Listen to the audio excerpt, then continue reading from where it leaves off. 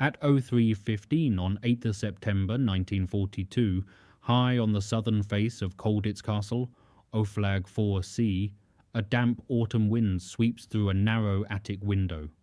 Flight Lieutenant Dominic Bruce inches the lid of a Red Cross packing case upward. Inside, a silk map concealed in a brass button, a length of rope made from bedsack strips, a file. The castle clock downstairs chimes 03:16. Guards will change shift in 14 minutes. His heart hammers as the case is lifted by rope from the room to the yard below. Unseen, the archive log of his 17th escape attempt will read: empty box found 11:30 a.m. Missing prisoner, Bruce, 1356. He exhales slowly through his nose. What no German official yet realizes, this is only chapter 17 of his war. Freedom is still moving in the dark. On 19th of May 1941, Flight Lieutenant Dominic Bruce stepped off a cattle wagon at Oflag 9 AH, Spangenberg Castle, Hesse. His boots crunched gravel in cold air. The grey stone silhouette loomed above him like a medieval warning. He had been captured in the retreat over France, his Wellington bomber shot down, his crew scattered or dead. Now he was prisoner, number 1356. A guard shouted his number twice. Bruce forced a smile and raised his hand. The camp routine began immediately. Roll call at dawn, billet assignment, exercise yard at 10, queue for soup, stale bread at midday. He knew the rules. The Geneva Convention said he must attempt escape. The Germans treated him as just another officer. Inside the barrack he lay awake that first night, listening to the drip of melting snow outside the window, the sighs of men in bunks around him. He watched the guard patrolling below, boots echoing on cobbles, lanterns swinging in a lazy arc. He noted the dry moat around the castle, the barbed wire beyond it. He chatted quietly with two other RAF officers in the bunk beside his. "There's got to be a way through that moat," one said. They shared a cigarette. Bruce pulled out a scrap of paper that night and made a rough sketch of the yard. He folded it tight and tucked it inside his sock. A plan was forming. He realized the Swiss Red Cross inspection team entered the castle grounds once a month. That was an opportunity. By 23rd June 1941, Bruce had completed his first plan. Escape attempt number 1. He and two companions fabricated Swiss Red Cross uniforms from spare jackets and trousers found in the laundry. The dry moat's stone bridge was lightly guarded. At 22:45 they stepped out through the main gate, passing the sentries with forged papers and confident posture. The cold night air hit them. They walked onto the road, dropped the disguises in a ditch, and headed toward Castle Airfield. The horizon glowed dimly with searchlights. They were spotted 2 hours later. Shouts erupted behind them. Searchlights sectored through trees. They sprinted. The duo split up. Bruce ran alone, legs burning, breath ragged, heart pounding in his ears. He travelled for 10 days on foot, sleeping in barns, stealing food from farmhouses, navigating by the stars and a stolen compass. He was recaptured just 20 kilometres from the Belgian border on 3rd of September 1941. The log entry read, "Bruce and two others recaptured 3 Sept 1941, 53 days punishment." Bruce was marched back to Spangenberg, uniform torn, morale bruised, but not broken. In solitary confinement, he sharpened his wits more than his file. The walls were damp stone. The only light came from a slit window high above. He spent the days listening to the guards' routines, memorizing the sound of their boot heels on the corridor floor, the click of the lock mechanism. While in solitary, he noticed how the German guard unlocked the cell door. It was a simple lever mechanism. He filed the detail away in his mind. Winter 1941 brought transfer to Warburg, Oflag 6B. Thousands of POWs lived in bleak wooden huts.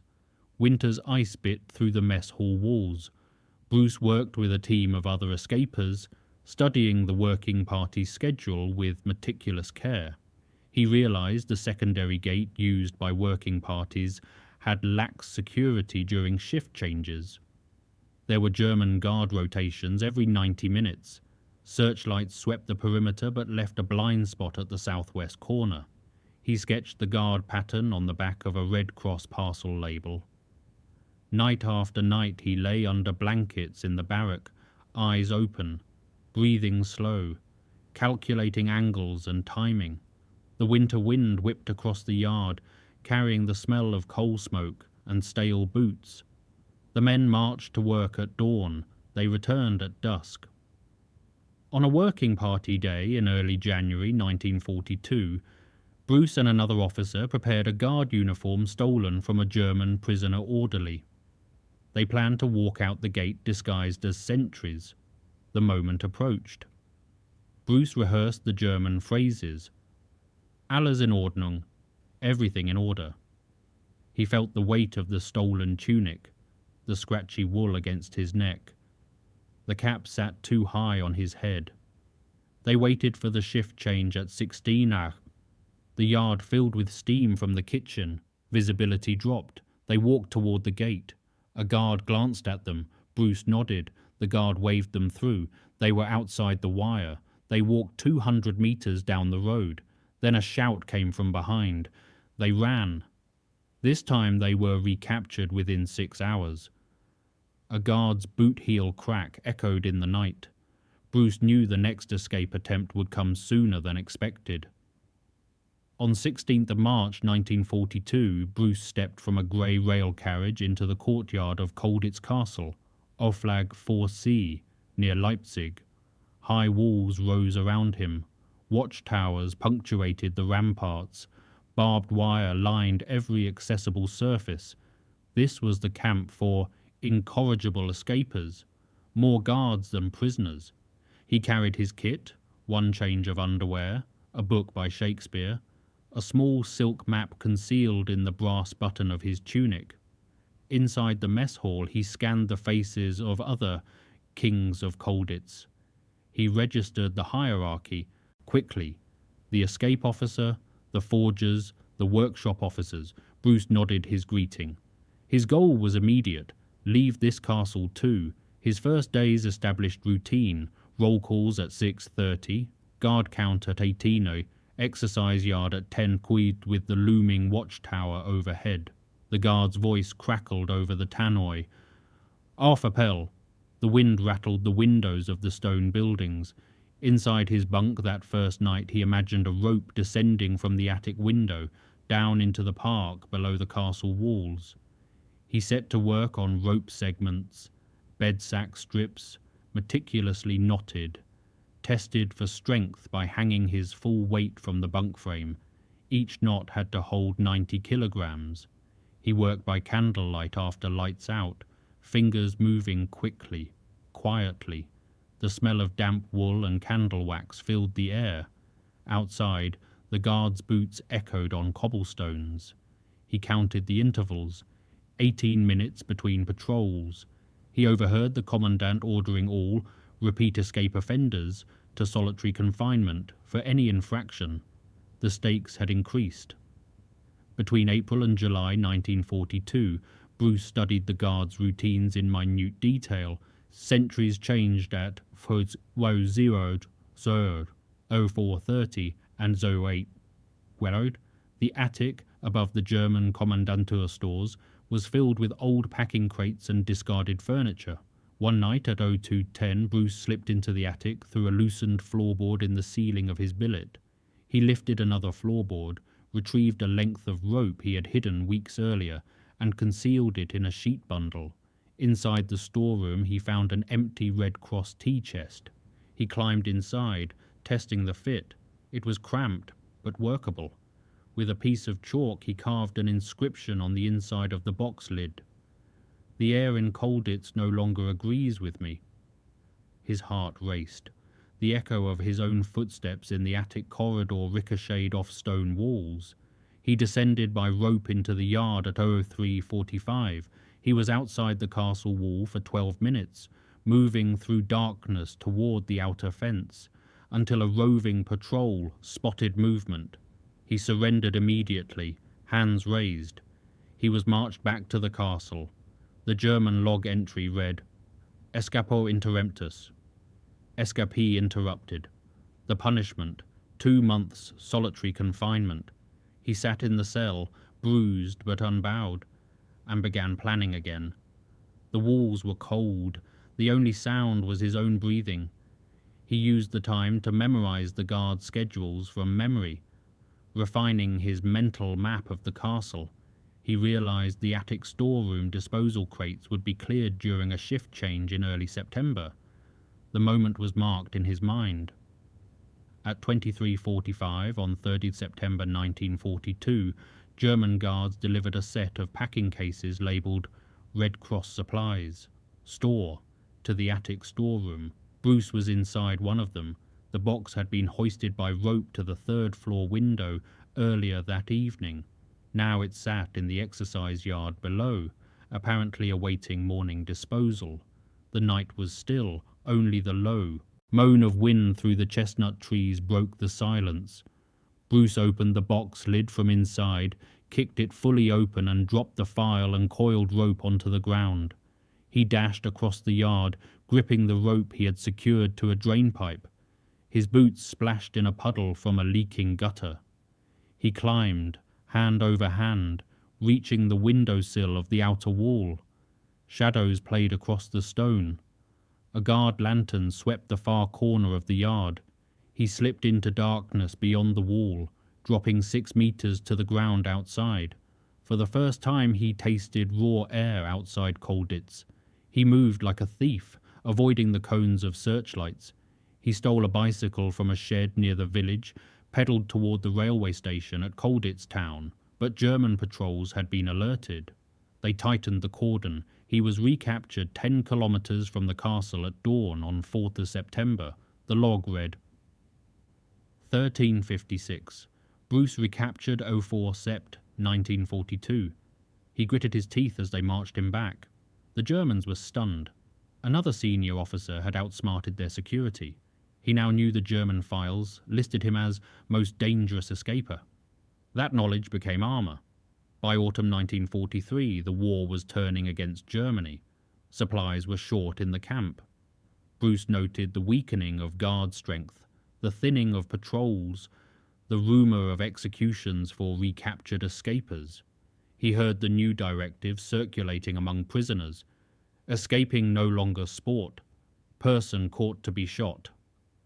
On 8th of August 1944, a notice appeared on the yard wall, signed by the commandant, making the threat official. Bruce and his comrades adjusted tactics. He worked in the forger's workshop, assisting in the production of civilian identity papers. He helped fashion civilian clothes, from dyed blankets and stolen fabric. He built a makeshift workbench in the hidden workshop, file blades concealed beneath the surface, ready to be slipped into jacket linings. His hands grew calloused. The smell of oil and metal filings from manufactured tools lingered on his fingers. He watched the guard shift at Vuro Duro, 0430 and 08 Iwao. He had memorized them completely. He was planning, yet cautious. The margin for error had vanished. One morning in November, he observed 2 German guards failed to inspect a section of wire fence near the northeast corner. He marked it mentally.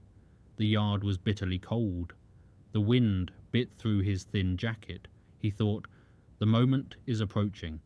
But patience was now survival. He had seen what happened to men who rushed. Their names were read out at roll call, then never spoken again. He received word through the escape committee that the German commandant was to be relieved in spring 1944. New guards meant new gaps in security. In early 1944, Bruce was moved to another camp as the Eastern Front moved closer to Saxony. He worked with other experienced escapers to build models of German railway schedules, noting the precise times when POW work parties departed for external labour. Details. He smuggled parts of a file inside the wooden handle of a shovel, wrapping them in waxed paper to prevent rust.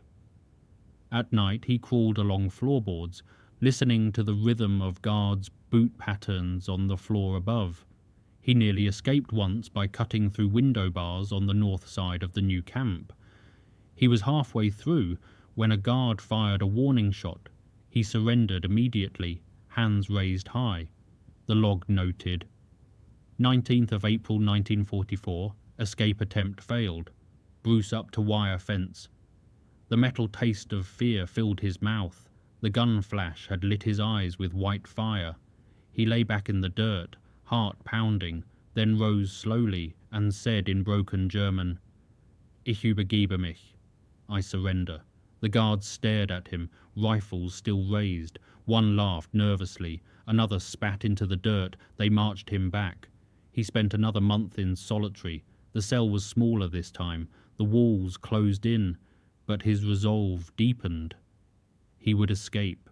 Not for sport anymore, not for glory, because survival demanded it, because remaining captive meant accepting defeat. He refused. Every failed attempt taught him something. Every recapture was reconnaissance. Every punishment was endurance training. His resolve became absolute. Escape was not optional. It was identity. By spring 1945, Colditz had descended into chaos. Bruce had been transferred back to the castle in late 1944. Now, around 12th April, Allied artillery shells thundered in the distance, a constant low rumble that shook dust from the rafters. The German guard presence was visibly thinning. Bruce and his fellow POWs overheard rumours that columns of SS were preparing forced marches of prisoners eastward toward the Russian front. Bruce knew the calculation. If they marched east, survival odds plummeted to near zero. Inside his cell, the air stank of sweat and fear. Men whispered in the dark. He climbed into the attic via the hidden rope route he had used before. Pried open an access panel into the roof with a stolen crowbar. He paused. Wind blew through the silence. Snow patches speckled the yard below. He hooked a rope ladder he had concealed months earlier, descended into the park outside the castle walls. The sentry rounds were slower now, irregular. He crept through the shadows, found a German guard's pistol dropped in the confusion of a hasty withdrawal. He picked it up, flicked off the safety, checked the chamber, one round. His breath in the cold air formed mist. He moved toward the lorry yard at the base of the hill, found a captured German half-track abandoned near the road. He hot-wired it using techniques learned from a former mechanic in the camp. The engine roared to life. He drove out of the camp gate at 02:20, past sleeping guards, past empty billets, heading west toward the American lines beyond Leipzig. At 05:45 he reached a US patrol and identified himself. 1356 Bruce, RAF, mission complete, liberation imminent. On 16th April 1945, the first US soldiers crossed the gate at Colditz at 09:30.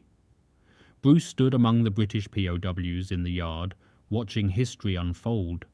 A young GI stepped through the gate, rifle slung over his shoulder. A German guard raised his hands and surrendered his weapon. The barrels of M1 carbines glinted in morning sunlight. Bruce walked slowly across the yard. His boots echoed on wet cobblestones. The fortress felt hollow now, emptied of menace. He remembered nights of plotting in the dark, rope drops from attic windows, files hidden in jacket linings, the metallic taste of fear before each attempt. He remembered solitary confinement, the smell of damp stone, the endless counting of hours. He remembered the threat of execution, the names of men who never returned. He breathed deeply. The Allied flag was raised above the castle keep. He made a silent vow, never again. The archive note would later read, liberated 16th April 1945 by US Army, 273rd Regiment. Bruce embraced a former comrade, words catching in his throat. The war was not yet over in Europe, but for him, the prison chapter had ended. He stood in the yard as American soldiers distributed rations. The taste of real coffee, the texture of white bread. He held the cup in both hands, feeling the warmth. Around him men wept or laughed or simply stared into space. He did none of these. He simply stood, feeling the weight lift. In his pocket the silk map remained folded inside the brass button, a testament to 17 escape attempts. In 1946, Bruce sat before a table of British intelligence officers in a nondescript office in London. The room smelled of tobacco and old paper. On the table, the logbook documenting his escapes, the silk map, photographs of the chalked box lid, fragments of the German uniforms he had worn. They asked the inevitable question, 17 escape attempts. Why keep going? He answered simply, because captivity is not peace. They reviewed his record systematically. They cited his cases, Spangenberg Castle, Warburg, Colditz, the various satellite camps. His official record showed he was awarded the Military Cross for gallantry and the Air Force Medal for courage. He was the only man known to have received both decorations for escape attempts. The tape recorder on the table clicked and whirred. He remembered telling a German guard during one recapture, "You can shoot us if you like, but after the war, we'll hang you for it." He did not boast now. He spoke in measured tones, answering their questions with precision. He recalled the smell of diesel in the half-track during his final escape, the scrape of boots on gravel during night rope descents, the white crack of searchlight beams splitting darkness. The interrogation lasted 3 hours. The archive clerk stamped the file. Closed, declassified, 1975. They shook his hand. One officer said quietly, "You kept more than yourself alive, you know." Bruce nodded. He understood. The question lingered in the room after he left. What drives a man to escape 17 times? By 1947, Bruce had returned to civilian life in England. He walked through his local town, and occasionally children greeted him as that war escaper. He carried no medals on his lapel. He preferred anonymity. One afternoon he sat in a railway station cafe, waiting for a train to London. Steam hissed from the platform. The whistle of a departing train reminded him of the wheels of the cattle wagon that had once carried him to Spangenberg. He touched the silk map button in his coat pocket. He still carried it, a talisman perhaps, or simply a reminder.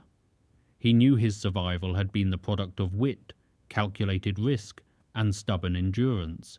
He read a letter from a former POW that week. It said, "Your escapes kept our spirits alive, even when we didn't go with you." He sipped tea, watching grey clouds gather over the station roof. He wondered how many men had found the courage to resist, because he kept trying. The records would never capture that. Statistics measured attempts and recaptures. They did not measure hope. The press called him the most ingenious escaper of World War II. Articles appeared in newspapers. A few journalists asked for interviews. He declined most of them. He did not want to be a hero. He had simply done what was necessary. But at night, he still remembered the fear, the cold stone walls, the endless nights listening to guards' footsteps. On 12th of February 2000, Flight Lieutenant Dominic Bruce MC, AFM OBE, died in Richmond, Surrey, at the age of 84. The obituary in the Times was brief but respectful. It listed his decorations, his wartime service, his record of escape attempts. In the quiet of a winter morning, his story ended, but it echoed. The tea chest from Colditz, preserved in a military museum. The silk map, now held by the Imperial War Museum in London, displayed behind glass. the log file of his 17 escapes, declassified and available to researchers. All reminded subsequent generations that danger once paused at those castle walls, wire fences, and cold prison yards. He had taught a timeless lesson, though he never framed it as such. As long as hope persists, the bars are not enough. A line from his wartime logbook, written in his own hand, was quoted in the obituary. Escape is the duty of the prisoner of war. The camera of history pulls away from the memorial plaque in the corner of a quiet churchyard, cuts to a distant image of Colditz Castle's tower dissolving into mist. 17 escape attempts, one man, countless lives inspired. The German files had recorded him as the most dangerous escaper. But what they could not record was simpler: the refusal to accept captivity as fate. That refusal, documented in meticulous detail across 5 years of war, became his legacy. Not the escapes themselves, but the stubborn, inexhaustible insistence that freedom was worth pursuing, no matter the cost, no matter the odds. The human spirit, it turned out, could not be contained by stone walls or barbed wire.